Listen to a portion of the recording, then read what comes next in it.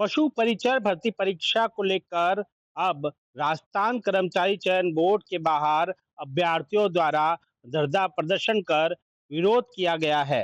दरअसल यह प्रदर्शन पशु परिचर भर्ती परीक्षा के परिणाम में अपनाई गई नॉर्मलाइजेशन प्रक्रिया के खिलाफ किया गया है। प्रदर्शन का नेतृत्व युवा शक्ति एकीकृत महासंघ द्वारा किया गया और प्रदर्शन कर रहे अभ्यर्थियों ने बोर्ड पर आरोप लगाया कि नॉर्मलाइजेशन के कारण छठी पारी में अभ्यर्थियों को अन्य पारियों की तुलना में 25 से 30 अंक अधिक मिले, जिससे कट ऑफ पूरी तरह बदल गई। इससे अन्य पारियों में उच्च अंक लाने वाले अभ्यर्थियों का भी चयन नहीं हो पाया, वे लोग चयन से वंचित रह गए। अभ्यर्थियों ने आरोप लगाया कि परीक्षा की पारियों का आवंटन आवेदन तिथि के आधार पर किया गया, जिससे अंतिम पारी में उन्हीं अभ्यर्थियों की परीक्षा हुई जिन्हें अंत में आवेदन किया था। इसको लेकर सैकड़ों की संख्या में अब अभ्यर्थी चयन बोर्ड के कार्यालय पहुंचे और वहां पर प्रदर्शन किया। इसको लेकर कर्मचारी बोर्ड के अध्यक्ष से भी उन्होंने मुलाकात की। क्या कुछ बात हुई बोर्ड से अध्यक्ष के बाद में, विरोध के बाद में, यह सुनिए। साइन नहीं कर पाऊंगा, मेरा मन नहीं कर रहा साइन करने का, क्योंकि ये जो नॉर्मलाइजेशन है ये बच्चों को दुख पहुंचाएगा, पीड़ा पहुंचाएगा।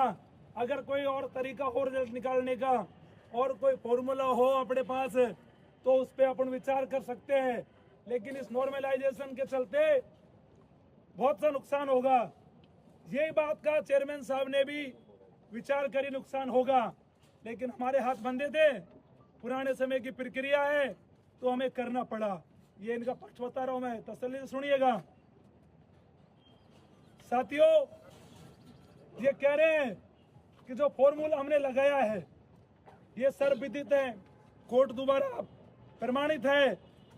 अगर आप लोग कोई भी जो बुद्धिजीवी हो, आप में से बाहर बैठने वाले में से हो, आप में से हो, जो कोई नॉर्मलाइजेशन का 6 पारियों में कैसे इसका समानीकरण हो सके, ऐसा कोई फॉर्मूला आप हमें आज दे दो तो 5-7 दिन में हम विचार करके आपकी बात पे सहमत होते हुए इसका दोबारा नॉर्मलाइजेशन लगा के, दोबारा आपका फॉर्मूला लगा के इसका परिणाम निकालने को तैयार है। पूरी सुनिएगा, एक बार पूरी बात सुनिएगा मेरे लोगों। अब फॉर्मूला बनाना, आपने 10वीं की योग्यता है पशु परिचर की, ना तो कोई पीएचडी वालों ने एग्जाम दिया है, ना कोई डॉक्टरों ने एग्जाम दिया है, ना कोई बहुत ज्यादा इंजीनियर ने एग्जाम दिया होगा। सामान्य लोग होंगे जो बहुत ज्यादा बुद्धिजीवी नहीं है, बहुत ज्यादा पढ़े लिखे नहीं होंगे, लेकिन नॉर्मल पढ़े लिखे हैं। युवा शक्ति एकीकृत महासंघ के अध्यक्ष मनोज मीना के नेतृत्व में एक प्रतिनिधिमंडल ने बोर्ड सचिव से वार्ता की।